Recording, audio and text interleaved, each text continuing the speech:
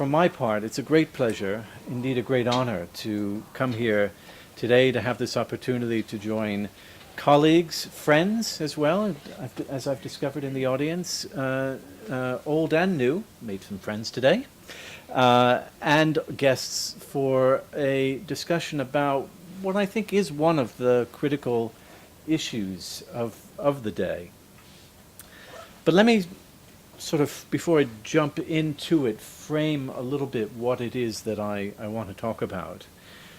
We live now in an age that's seen and continues to see an extraordinary degree of intervention in by states in the so-called sovereign affairs of other states. Now I say so-called because this is also a period that's witnessed a remarkable evolution in the meaning of sovereignty, from sovereignty as a form of protection against interference, which it remains, although the Crimea crisis is clearly testing its limits, to sovereignty as a set of enforceable obligations on states towards their own people. And the emphasis here is on enforceable, which it's also been for a very long time, but never to quite the same degree as it is today. Now, this shifting notion of sovereignty is in large part what facilitated the NATO-led intervention in Libya 3 years ago, an intervention that I think it's fair to say would have been difficult, if not impossible, to carry out on humanitarian grounds, at least 20 or more years ago. Indeed, humanitarian crises, whether actual or imminent, have been invoked as threats to international peace and security, and thus grounds for coercive action under Chapter 7 of the UN Charter in the cases of Afghanistan, Bosnia-Herzegovina, East Timor, Haiti, Rwanda, Somalia, Sudan, and the Federal Republic of Yugoslavia, Kosovo, to mention just a few. This represents an extraordinary and, in some respects, an unprecedented level of intervention. But the new interventionism that I'm referring to is not limited to coercive measures against sovereign states. I'm also referring to the large number of consensual interventions in fragile and conflict-affected states, such as Burundi, Sierra Leone, Guinea-Bissau, Central African Republic, Guinea, and Liberia, all 6 of them states on the agenda of the newly established, since 2005 at least, UN Peacebuilding Commission at their government's requests. Now, what these states all have in common is that they have been or are currently targets, if I can put it that way, of extensive peace and state-building operations that in many cases anyway, represent continuing international engagement long after any military intervention or peacekeeping operation that may have been conducted there. Not all of them have had peacekeeping operations or been targets of military intervention, but quite a few of them have. And this brings me to the issue at the heart of tonight's lecture. In the past, interveners have generally come and gone, apart from cases of extended military occupation. But even military occupations have not, for the most part, been transformative in nature. With the exception of the Allied occupations of so-called enemy territories, that is, Germany, Austria, and Japan, the externally prompted regime changes, the few of those that took place during the Cold War, for instance in Hungary, Czechoslovakia, and Grenada, and the most recent exception, the military occupation of Iraq. But today, by contrast, interventions are often followed by or are concomitant with very, very extensive peace and state-building efforts, so much so that in a few cases, notably Bosnia-Herzegovina, East Timor, and Kosovo, international organizations have been, in effect, the surrogate sovereigns. Now, there are a number of reasons for this development that I'm describing. One is the recognition that states that intervene militarily have a responsibility to rebuild.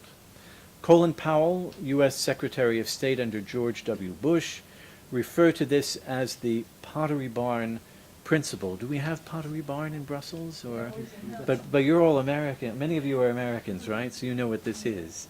Anyway, the idea, as he put it, and you can imagine what kind of store this is, Pottery Barn, you break it, you buy it. Although, as it happens, Pottery Barn is a lot more forgiving than that. But that was, as he put it, the principle behind intervention.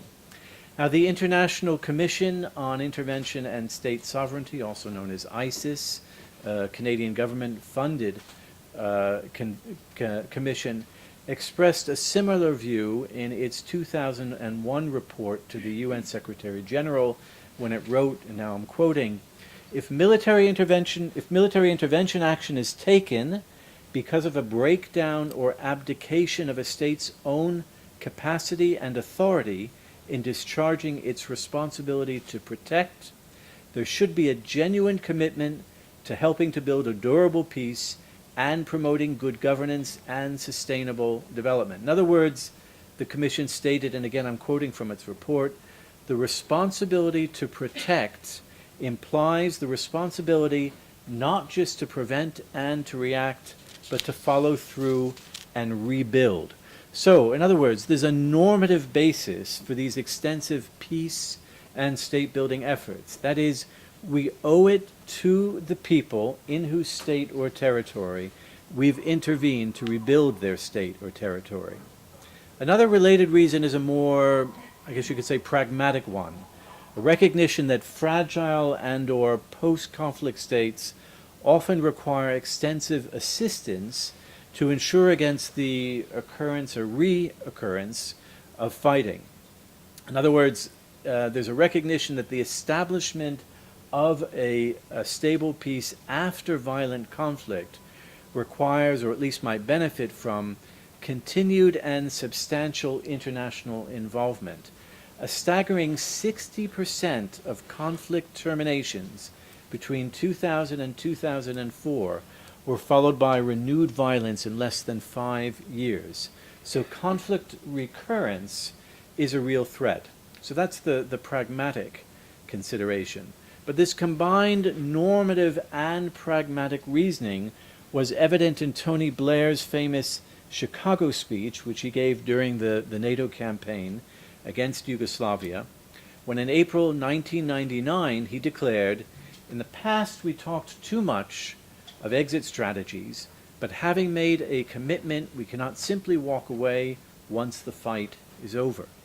But I'd argue, and I guess you could say the premise of this lecture, in fact, is that we haven't talked enough, or at least not thought through enough, exit strategies. And it's become all the more imperative because the emphasis in both practice and theory has generally been on getting in and fixing failed states, to quote a well-known book on the subject, but not enough on getting out. Now, I need to clarify that a little bit because in one sense, there's been plenty of talk about getting out. You read about it all the time in the newspapers, especially when the going gets tough, as certainly was the case in Iraq and is the case now in Afghanistan. But talk about exit strategies at these moments is often fundamentally about cutting one's losses, although it's never put quite so crudely, cutting one's losses by the intervening powers. My point is that policy in this area generally has been more ad hoc than it's been carefully thought out. Now, in some ways, that's not at all surprising, given that there's little explicit discussion of exit strategies in official publications expounding military doctrine. If you take, for instance, U.S. military doctrine, it focuses instead on what's called termination criteria. That is, and I'm quoting from one of the Army manuals, specified standards that must be met before a joint operation can be concluded, and on end states, the required conditions that, when achieved, attain the strategic and political objectives. The United Nations, too, for a very long time, had not developed doctrine or guidance with respect to exit strategy. Only very recently, in fact just a year ago to be precise, it articulated a policy on UN transitions in the context of mission drawdown and withdrawal. Thus, while all state building operations are conceived with the termination of the operation in mind, that's to say, no state building operation is intended to endure indefinitely, even if a number of operations in actual practice have been of long duration. In many, if not most cases, operations are conducted without well-considered exit strategies. Before we send our troops into a foreign country, we should know how and when we're going to get them out. That's Anthony Lake, Clinton's national security advisor, speaking in 1996, 2 years after the precipitate withdrawal of U.S. forces from Somalia and just before deploying U.S. troops to Bosnia and Herzegovina after the war there had ended in 95. But despite the forcefulness of his statement, rarely has such a requirement been met by the United States or any other government for that matter. Now, of course, planning for exit is precisely as Lake's comment would suggest, is difficult if not impossible, as even the Clinton administration would discover in Bosnia-Herzegovina. It kept its troops there much longer than the 18 months that it originally anticipated, for the simple reason that no one can foresee the circumstances that will obtain and the course adjustments that may be necessary as a result once an operation's been lost, and that's been launched. And that's precisely why exit planning is often derided by analysts, critics, as a delusion. Now, if devising exit strategies is a challenge for all major interventions, it's a particularly difficult challenge for state building operations that entail extensive external support for or control of the principal governance functions of a state or territory. Given the scope of the authority that external parties engaged in state building may exercise, and the anarchical conditions that often prevail in the state or territory under their control, just think back to Iraq after the U.S. invasion there in 2003 for a very vivid sense of those anarchical conditions. But given those two things combined, the extensive authority, the anarchical conditions, the choices that are available to international agents regarding exit are frequently suboptimal. On the one hand, the withdrawal of international actors may appear to be premature, risking to leave behind weak local institutions and unresolved conflicts. On the other hand, continued external control, continued external presence even, threatens to alienate the domestic population and also inhibit the development of autonomous governance capacity that's absolutely vital to a state or territory's viability ultimately. Now, for U.S. forces in post-Saddam Iraq, seeking to balance the need for stability against growing impatience and active resistance, you can remember the insurgency, on the part of significant sectors of the population, for the U.S., the transfer of power proved to be probably one of the most contentious issues. But difficult though planning for a successful exit may be, that's not to say that more informed planning isn't possible. Now, it's useful to begin with a clarification of the term exit, self-evident though its meaning may seem to be. An exit is not a single moment or event. It's best understood as a process of transition, even though that notion's not always been reflected in practice. So for a long time, for instance, there was a tendency to treat multi-party elections as the culminating point of international involvement in a conflict. That was the case with Angola, for instance, where UN-organized elections in 1992 represented the high watermark for UN involvement in that war-torn state. But the elections prompted the renewal of armed conflict when Jonas Savimbi, one of the parties to the conflict, refused to accept the outcome. Now, elections can be very useful. They can play an important part in exit strategies, but they shouldn't represent the culmination of international involvement if the interest is in a sustainable peace as the ultimate objective.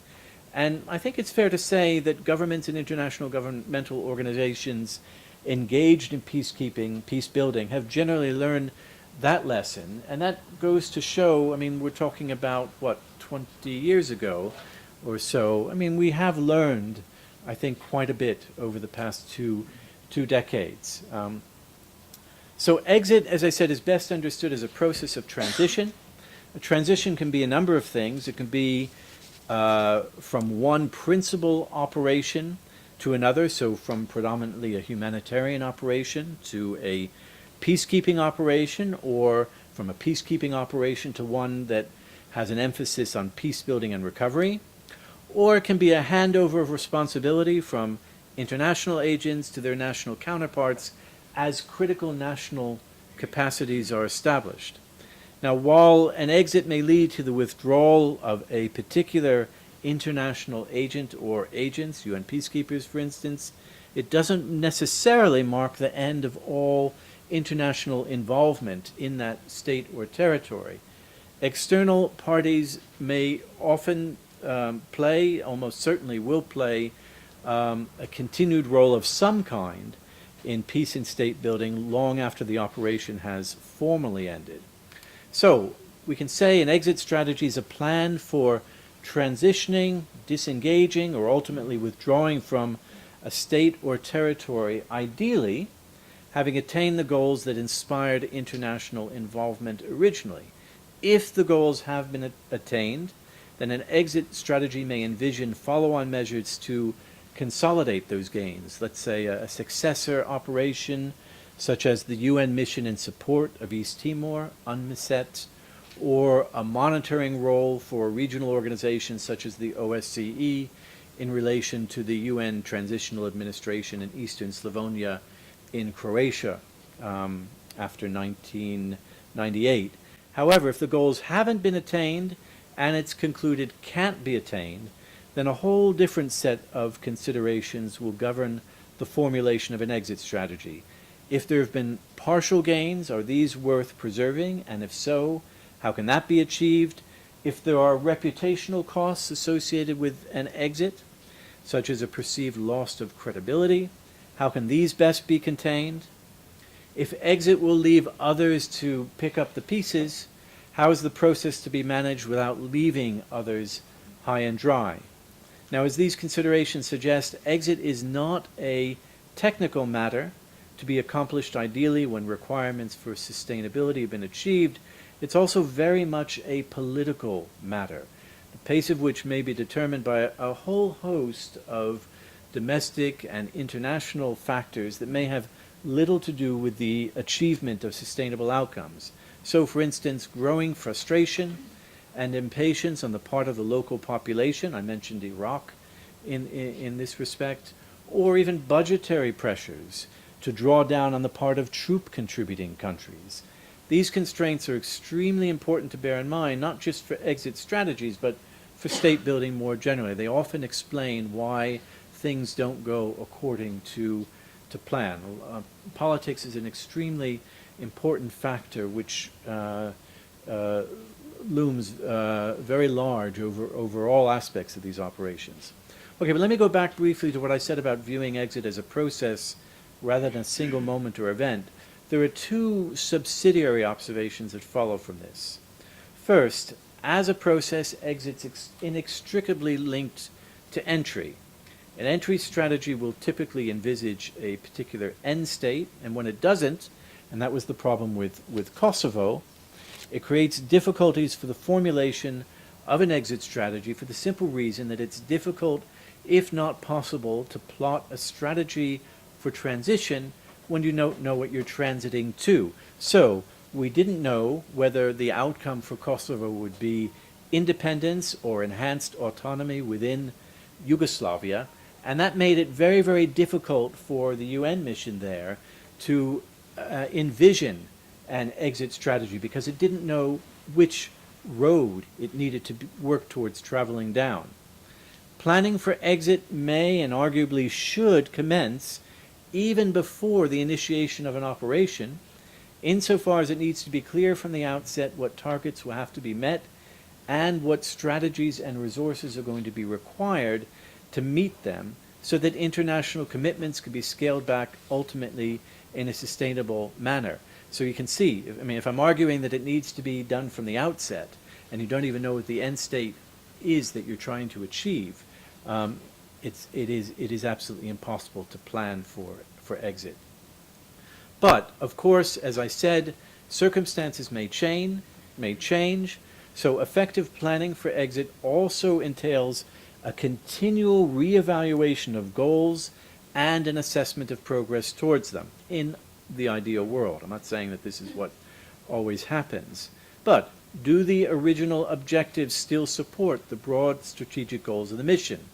Have new or unanticipated threats or impediments to a stable peace emerged? For instance, external security challenges, tensions within the population, new challenges that require the articulation of new or altered objectives. Again, think of the rise, the resurgence of the Taliban in Afghanistan, never anticipated in the original plans, but requiring now a complete rethinking of the exit strategy there. Has available implementing capacity, international and national, changed?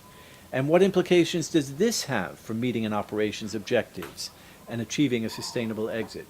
So as I said, a clear roadmap to an exit at the start of an operation isn't realistic because circumstances will evolve, often in unanticipated ways, and for that very reason, it's important to rethink the exit strategy continually.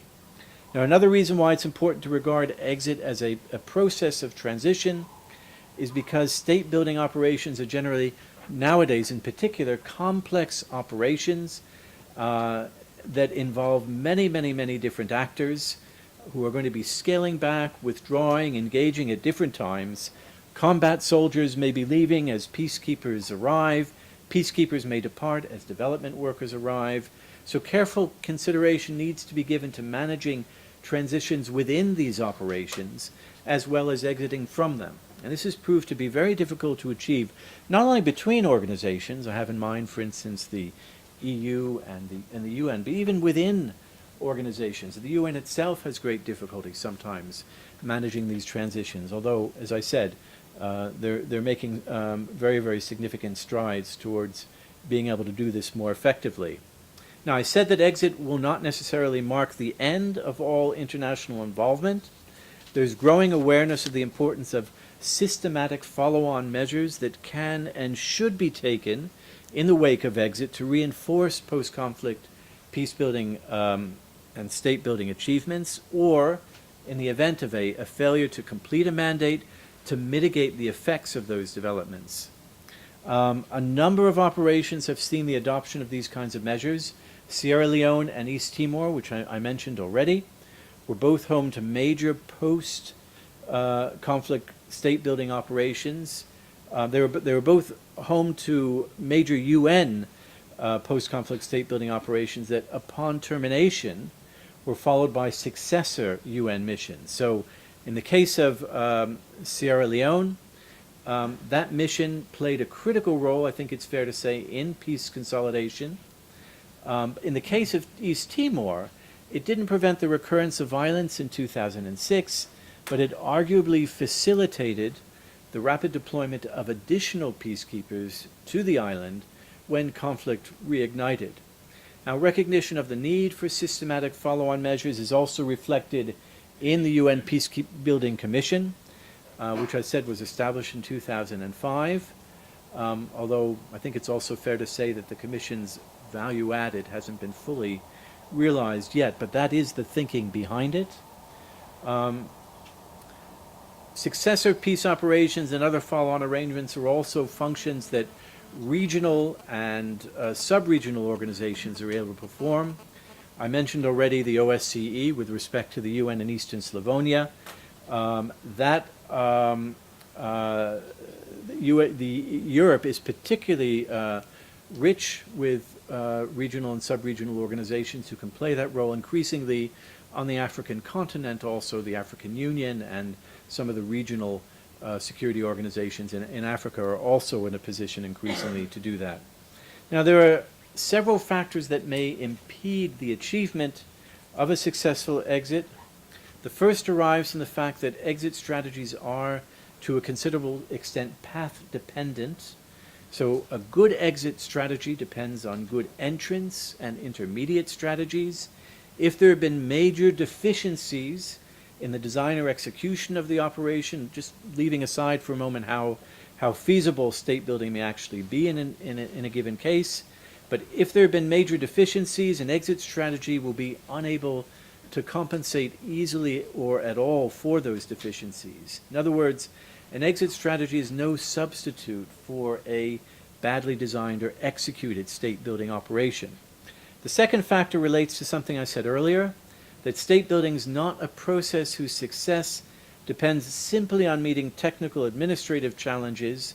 Such a view ignores the salience of political factors at both the national and the international level, and the extent to which these may have a bearing on the timing and nature of exits. Now, in some cases, local pressures for a more rapid transfer of authority to national authorities have resulted in a very accelerated transition for which the country, in effect, was not adequately prepared. In both East Timor and Iraq, for instance, there was growing frustration and impatience with the international authorities, and that led to a very highly compressed process of political transition. In other cases, pressures from troop-contributing countries for burden relief have resulted in what you could say was a premature withdrawal of forces that compromised a fragile peace. So in Sierra Leone, before the UN was there, budgetary pressures played a decisive role in establishing Nigeria's timetable for withdrawal when ECOWAS was keeping the peace there. And in East Timor, member states rejected appeals from the Secretary General, who was very, very mindful of the importance of maintaining a substantial international peacekeeping presence. Member states nonetheless rejected his appeals to slow the pace of peacekeeping troop withdrawal. And as I said, there was a reignition of violence a few years later. Now, whether the presence of troops would have inhibited that violence, prevented it from occurring, we don't know. That's a counterfactual, but there's every reason to believe that the timing pace of withdrawal of UN forces contributed to the instability. Other factors may also be an impediment.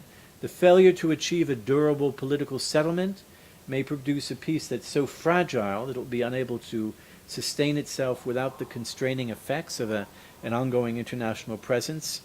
So exit under these conditions can trigger the reignition of violent conflict. Similarly, local buy-in to an exit strategy may be limited, especially if that strategy entails a contested transfer of power. And that's what happened, as I said, in Angola in '92. Also, regional powers may not support the arrangements that an exit will leave behind. And this has been the concern about Iran with respect to Iraq and Pakistan with respect to Afghanistan recently. Now, for all these reasons, some form of strategic overwatch may be advisable that will facilitate the redeployment of peacekeepers and civilian advisors in the event of a threatened or actual collapse of the peace. So these are some of the factors that can impede the achievement of a successful exit. There are a number of factors, however, that can contribute to a successful exit. And many of these are coterminous with the successful execution of an appropriately designed mandate. In other words, the grounds for a success-based exit can actually be seen in the accomplishment of key elements of a mission's mandate. But beyond successful implementation of an operations mandate, one important factor of success is a coincidence of interests among the parties to a conflict. When all parties are working towards common goals and objectives, the outcome achieved at the time of exit is likely to enjoy wide support. So Germany and Japan after World War II, Mozambique and Sierra Leone more recently, these are cases where a convergence of interests among all parties, national and international, helped to sustain the peace following the downsizing and eventual exit of international forces. Where parties do not subscribe to a common set of objectives and goals, then an exit may be exploited by one or several of them to undermine the peace. The prior existence of a functioning state's another factor that enhances the prospects for a successful exit. Again, think about Germany, Austria, Japan, all states that prior to the war, World War II, had effective administrations and advanced industrial economies and were governed by the rule of law. In these cases, the challenge was precisely to rebuild the war-torn state, subject, of course, to some modification. But if exit didn't occur sooner in those cases, it wasn't because of the difficulties of state building. It was much more to do with the pivotal role of these countries in the Cold War. In many other cases, the objective has been to build a state after conflict or comparable trauma where previously there's been a weak or arguably failed state. And that's a much, much more daunting challenge. In some of these cases, the magnitude of the challenge has been so great that you could say exit may even be an illusion. I mean, if you think about Haiti, which has seen 7 UN missions in little more than a decade, or in any event, exit, if and when it does occur, may not be predicated on success, but on the more modest achievement of an improved state of affairs, if even that. Another factor that can contribute to a successful exit is a continuing international troop presence, and it doesn't necessarily have to be a very large presence. This is consistent with the findings of a colleague of mine, Paul Collier, and his associates on the basis of their analysis of a large number of post-conflict situations, to the extent that a continuing troop presence encourages post-conflict states to reduce their military expenditure. Collier and Associates found that it will significantly decrease the risk of renewed conflict. And additionally, they found that a continuing international troop presence may deter the outbreak of rebellion. These findings are also consistent with what I said earlier about the importance of follow-on measures in the wake of an exit. Now, there's no single recipe for exit. Any successful exit strategy will require sound knowledge of the challenges to a sustainable peace through the course of an operation. And that's why it's really important for operations to develop meaningful measures of progress that are specific to that particular operation to inform transitional and exit planning. Now, state-building missions have taken some steps forward in this regard. The UN mission in Sierra Leone, UNAMSIL, was the first UN peace support operation to use benchmarks and employed them effectively to guide its troop drawdown. The mission stressed the importance of pegging the withdrawal of peacekeeping forces to benchmarks based on the government's capacity to maintain external and internal security without international assistance. Now, that may seem like a no-brainer, but the simple truth is that for all these years, and even today, planning for transition and exit is not governed by any systematic assessments of progress towards achieving the requirements for a sustainable peace. It's very, very ad hoc and impressionistic. If you get a chance, take a look, for instance, at some of the Secretary General's special representatives' reports to the Secretary General, and the Secretary General's reports to the Security Council. There's no systematic analysis. I mean, very well-written reports, very thorough analysis, but it's not very clear on what basis, what criteria are being employed to reach conclusions about the sustainability of the peace there. Moreover, although benchmarking is to be welcomed by the UN and by other organizations, we have to bear in mind what is required for meaningful and effective benchmarking. First of all, benchmarks need to be concrete and measurable using meaningful indicators. Too often we find benchmarks are used inappropriately when, for instance, inputs, for instance, the number of police officers trained in human rights, are measured rather than the outcome, the respect that police officers have for human rights.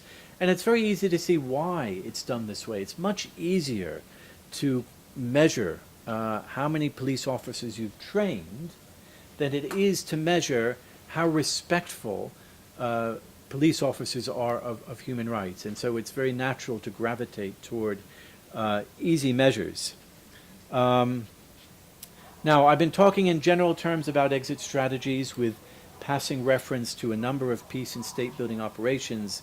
There's, of course, one elephant in the room that I've scarcely mentioned, and that's Afghanistan.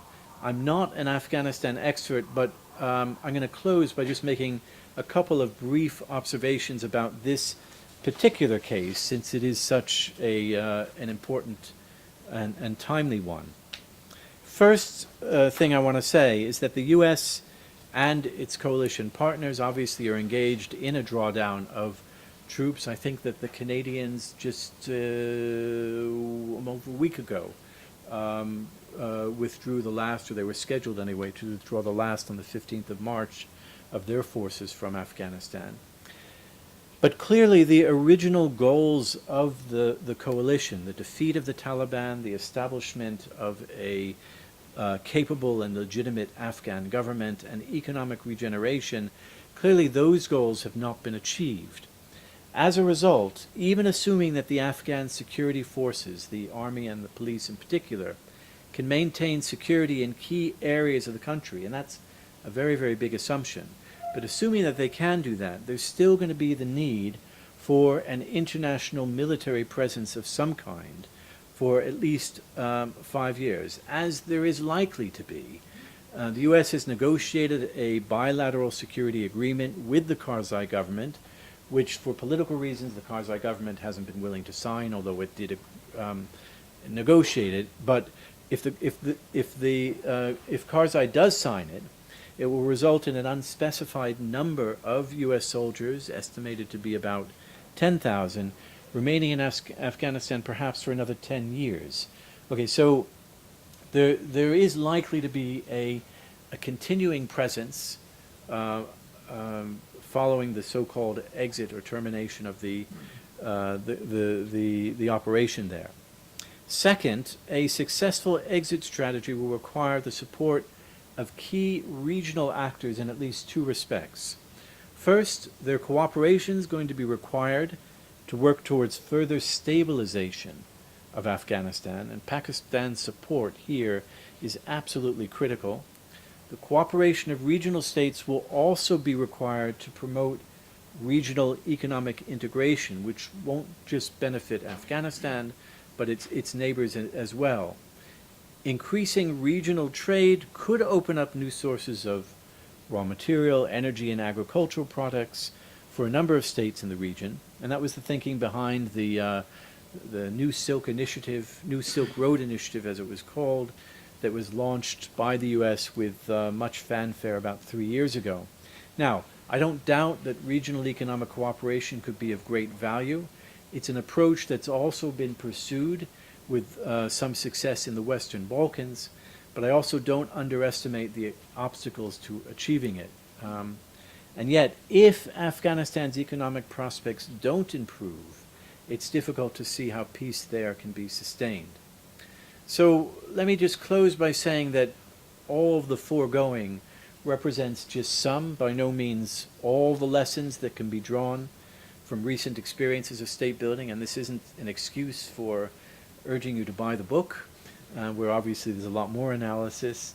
But what I hope to have been able to do is at least to demonstrate, if nothing else, that attempts to plan for exit are not entirely misguided, as some analysts have suggested. I mean, to a large degree, of course, state building, exit like state building, is an art. It's not a science, but that doesn't mean that exits have to be entirely hostage to fortune. A lot's been written about the uncertainty and ambiguity that plague military planning in wartime.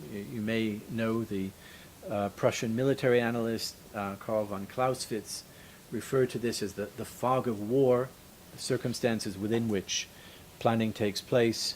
But I think it's fair to say that recent and for that matter historic experiences demonstrate that the fog of peace at times maybe no less opaque. And in light of what I said earlier about the likelihood of conflict recurrence after peace has been established in conflict-affected countries, the stakes are extremely high, which is why it's the importance of understanding the dynamics of conflict transformation, including the requirements for the maintenance of peace and the aftermath of a peace and state-building operation can't be overstated, I would argue. So, thank you very much for your attention.